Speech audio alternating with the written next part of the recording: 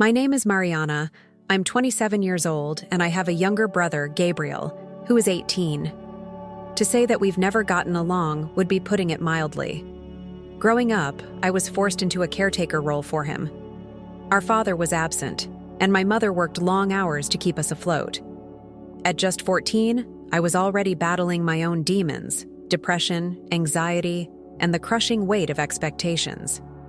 I wasn't equipped to take care of a child, let alone my rebellious younger brother. I made mistakes, many of them. I was strict, often authoritarian, and I'll admit, there were moments where my anger boiled over in ways it shouldn't have. As I grew older, I came to understand how damaging that was. I apologized to Gabriel, explaining the circumstances and taking full accountability. But no matter how sincere I was, it felt like the damage was already done. Even now, our relationship is more of a truce than a bond. Gabriel has always been headstrong, sometimes outright disrespectful, especially to my mom. She, on the other hand, is incredibly passive. She avoids conflict at all costs, letting things slide that, to me, demand intervention. This video isn't about justifying my actions or Gabriel's. It's about a situation that spiraled so far out of control that I'm left wondering if I'm the one at fault. I need you to hear me out and decide, am I the problem? Let me start by telling you about what happened last week. Growing up in our household was complicated, to say the least. Gabriel and I were never the type of siblings who played together or shared secrets. Instead, our relationship was forged in necessity and frustration.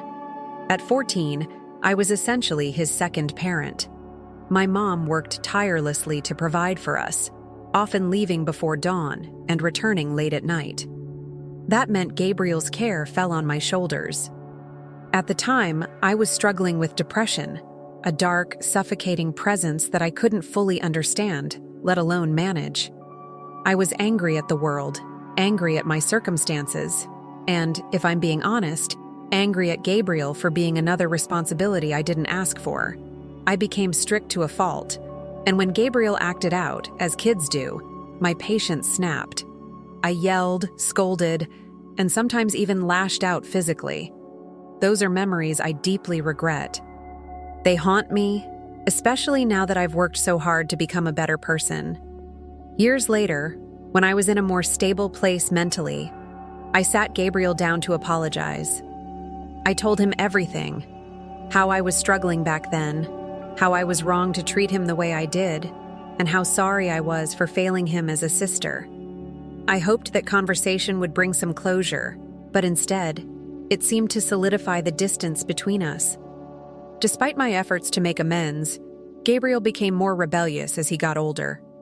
He was defiant, dismissive, and uninterested in repairing our bond. Meanwhile, my mom remained as passive as ever, seemingly unwilling to address his behavior head-on. I felt trapped, guilty for my past actions, but powerless to fix the present. This context is important because it lays the foundation for what happened last week. Everything came to a head, and I still don't know if I handled it the right way. Gabriel has always had a stubborn streak, but over the years, it grew into something more disruptive. By the time he turned 16, his attitude shifted from typical teenage defiance to outright rebellion. He would skip school, come home late, and brush off any attempt at discipline. My mom's response? Silence.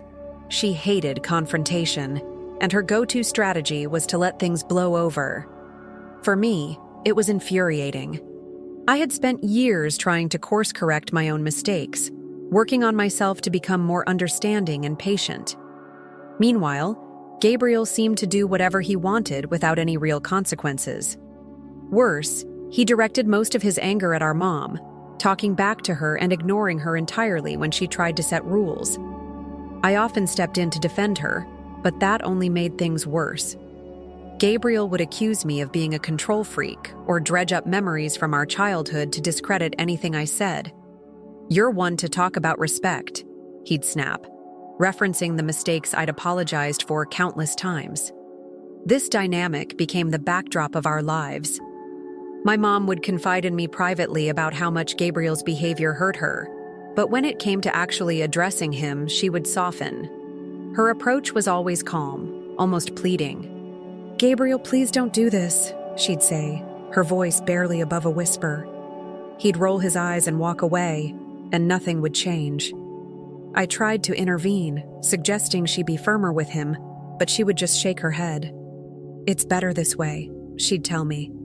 "If I push too hard, he'll only get worse." Her passivity left me feeling helpless. Gabriel's actions were escalating, and I felt like the only one trying to hold him accountable. Little did I know, the situation was about to hit a breaking point. Last Friday, Gabriel came home late at night with a motorcycle. It wasn't just any motorcycle. It looked expensive, flashy, completely out of place for someone who had no job or steady source of income. My mom, ever passive, approached him with cautious curiosity. "Where did you get this?" she asked. "I bought it," he replied curtly, brushing past her. The claim felt as flimsy as paper. My mom didn't press further, though she did insist he take it out of the house.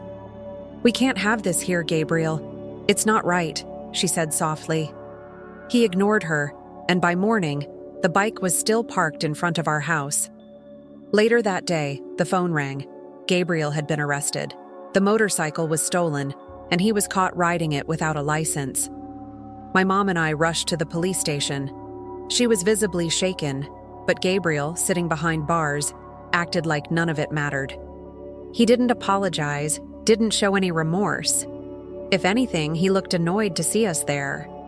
When the officer explained the situation, my mom broke down. Despite her disappointment, she paid for a lawyer with money we didn't have. It came directly from the rent fund. By the end of the day, Gabriel was released under strict conditions.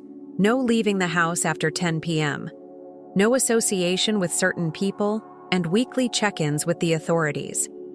On the drive home, Gabriel sat in silence, staring out the window. I wanted to scream at him, to demand how he could put my mom through this, but I bit my tongue. My mom, still trembling, managed to mutter, "You can't do this again, Gabriel, please." He didn't respond. That night, I thought about how easily he had shrugged off the entire ordeal. I hoped he'd learn something from it, but deep down, I wasn't optimistic. Gabriel didn't take long to prove my doubts right. The very next night, he broke every condition of his release. Around 10 p.m., I noticed he wasn't home. My mom paced the living room, glancing nervously at her phone. "He'll be back soon," she said, more to herself than to me. Hours passed, and still no sign of him. At 5 a.m., the sound of the front door slamming woke me up. I went downstairs to find Gabriel strolling in as if nothing had happened. He wasn't alone. He had a friend with him and two girls I didn't recognize. They were laughing, completely unbothered by the fact that they'd been out all night. I lost my patience. "What are you doing?" I asked, my voice rising. "You're not supposed to be out past 10, and now you bring strangers into the house? Do you even care about what Mom's going through?" Gabriel shot me a bored look. "Relax, it's not a big deal." By then, my mom had woken up. She came downstairs, rubbing her eyes and looking more tired than I'd ever seen her. "Gabriel," she said quietly, "you can't do this. It's not right." Her words barely registered with him. With a shrug, he turned to his friends and said, "We should go." I thought that was the end of it, but after my mom left for work a few hours later, I realized Gabriel and his friends hadn't left at all. They were upstairs, and the door to my mom's bedroom was locked. This was my breaking point. I banged on the door until they opened it, shouting at them to leave. "You have no respect for this house or for Mom," I yelled. Gabriel smirked and called me crazy, his friends laughing behind him as they left. The disrespect stung, but more than that, I was furious with myself for not handling it sooner. After Gabriel and his friends left, the house was eerily quiet. I stood in the hallway, fuming. My mom's bedroom, the one space that should be sacred, had been treated like a hangout spot. It felt like a violation, not just of her privacy, but of the boundaries I'd tried so hard to maintain in this chaotic household. I spent the rest of the morning trying to cool down, but my frustration only grew. Gabriel acted as if nothing had happened, lounging in the living room with his phone, completely unbothered. I wanted to confront him again, but I knew it would lead nowhere. He thrived on defiance, and every argument seemed to feed his sense of superiority. When my mom came home from work later that afternoon, I told her what had happened. She sighed deeply, exhaustion etched into her face. "I'll talk to him," she said, her voice barely audible. I waited, half hoping this time would be different. Maybe she'd finally lay down the law, show him that his actions had consequences. Instead, her talk with him was more of the same. "Gabriel, you can't do things like this," she said, her tone gentle, almost apologetic. "It's not okay." He rolled his eyes and muttered, "All right, fine," before walking away. That was it. No consequences, no real discussion, just another hollow exchange that left me feeling even more powerless. "Is that all you're going to say?" I asked her once he was out of earshot. "He doesn't listen because he knows you'll never actually do anything." My mom looked at me, tired and defeated. "What do you want me to do, Mariana? He's my son." Her response stung, not because it was wrong, but because it felt like she'd given up. And in that moment, I realized I was more angry at her passivity than at Gabriel's defiance. I couldn't hold it in anymore. "He's your son, but that doesn't mean you have to let him walk all over you," I said, my voice trembling with frustration. "You always tell me how much his behavior hurts you, but when it comes time to do something, you back down. How is he supposed to learn?" My mom sat down at the kitchen table, her hands folded tightly in front of her. She looked at me, her eyes filled with a mixture of guilt and resignation. "Mariana, it's not that simple," she said softly. "If I push too hard, he'll only get worse. I don't want to lose him completely." Her words hit me like a brick wall. I understood her fear. Gabriel was already teetering on the edge of control, and the idea of pushing him further away must have been terrifying. But I couldn't shake the anger bubbling inside me. "So, what's the plan then?" I snapped. "Just let him keep doing whatever he wants? Let him keep disrespecting you, disrespecting this house? At what point do you say, 'Enough is enough'?" She didn't answer. Instead, she sighed and looked away, her silence speaking louder than words ever could. That silence felt like a confirmation of everything I feared. That she had no plan, no solution, no hope that things could change. I stood there for a moment, torn between anger and despair. I wanted to shake her, to make her see what I saw, that by staying passive, she was enabling Gabriel's behavior. But at the same time, I knew how much she was already carrying. The last thing I wanted was to add to her burden. Still, I couldn't let it go. "Mom," I said, my voice softer now, "you always tell me how stressed and hurt you feel because of him. But when you don't stand up to him, it makes me feel like I have to. And then I'm the bad guy. Do you think that's fair?" She didn't respond, and I walked away, feeling more isolated than ever. I spent the rest of the evening trying to make sense of everything. The more I thought about it, the clearer it became that I wasn't just angry. I was exhausted. Exhausted from constantly stepping into the role of the enforcer, from feeling like the only one in the house who cared enough to confront Gabriel. I thought about my mom's words. I understood her fear of pushing him away, but at the same time, wasn't she already losing him? He ignored her rules, disrespected her, and put her in situations that drained her emotionally and financially. How was letting him continue this path any better than risking a confrontation? Still, I couldn't ignore my own part in this mess. I had a tendency to explode, to let my emotions take over when I felt like no one else was taking action. I knew that yelling at Gabriel or calling him names wasn't productive. It only reinforced the narrative that I was the unreasonable one. But how else was I supposed to react? Every time my mom confided in me about how hurt or overwhelmed she felt, it only added to the pressure I already felt. It was as if she was silently asking me to be the one to fix things, even though she'd never say it outright. I couldn't stop replaying the moment when I yelled at Gabriel and called him a lixo. I hated that I'd let myself go there, but in the heat of the moment, it felt like the only way to get through to him. Now I wasn't so sure it had accomplished anything. I wondered if I was too focused on trying to control a situation that was never mine to fix. Maybe I was wrong for pushing my mom to be someone she wasn't, for expecting her to take a stand when that wasn't in her nature. But then again, if she wouldn't, who would? The following days unfolded in an uncomfortable stillness.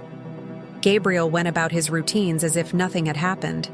My mom, as usual, avoided the subject altogether, retreating into her world of quiet endurance. And me? I was left carrying the weight of everything I couldn't say, torn between resentment and guilt. I started noticing how deeply the situation was affecting my mom. Her once lively demeanor had dulled over the years. She barely smiled anymore. Her shoulders constantly slumped as if the weight of the world rested on them. Yet she still wouldn't confront Gabriel in a meaningful way. Instead, she vented to me in private, recounting his latest offenses, her voice heavy with frustration. "He doesn't listen to me," she would say. "I don't know what to do anymore." Each time I wanted to scream, "Then do something!" But I didn't. I knew it would only end in another argument, another round of hurt feelings. As for Gabriel, his arrogance remained intact. He treated my mom's house like a playground, coming and going as he pleased, breaking every boundary she timidly tried to set. The conditions of his release? They seemed like a distant memory to him. He stayed out late, hung out with questionable friends, and ignored any attempt at accountability. I couldn't shake the feeling of being trapped in a loop. Every time I stepped in to defend my mom or enforce a boundary, it only painted me as the villain.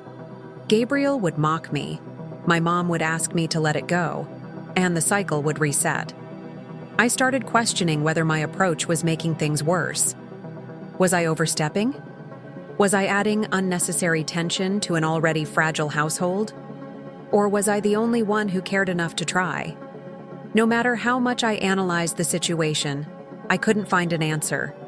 And that uncertainty was the hardest part of all. As I sit here recounting everything, I realize how conflicted I feel. On one hand, I know I've made mistakes. I've let my frustration get the better of me, and I've said things to Gabriel in the heat of the moment that I regret. Calling him a lixo, yelling at him and losing control. It's not who I want to be, even if I felt justified at the time. But on the other hand, how can I just stand by and watch my mom suffer? She's given everything to us, working herself to the bone to keep this family afloat. And this is how Gabriel repays her? By disrespecting her, ignoring her boundaries, and dragging her into situations like the one with the stolen motorcycle? What frustrates me the most is my mom's refusal to draw a line. I get it. She's scared of losing him, scared that pushing too hard will backfire. But what's the alternative? Letting him continue down this path, unchecked, until something even worse happens? I hate feeling like the bad guy in all of this. I hate that every time I step in to protect my mom or enforce a boundary, I'm the one who ends up being painted as unreasonable or overbearing. And yet, I can't just sit back and do nothing. So here I am, laying it all out for you. Maybe I'm missing something. Maybe I'm too close to the situation to see it clearly. That's why I'm asking. Am I wrong here? Am I the problem for wanting my mom to stand up for herself, for trying to protect her when she won't protect herself? Or am I just making things worse by pushing her to be someone she isn't? I don't know anymore. That's why I need your perspective. Tell me, am I the babaka in this situation?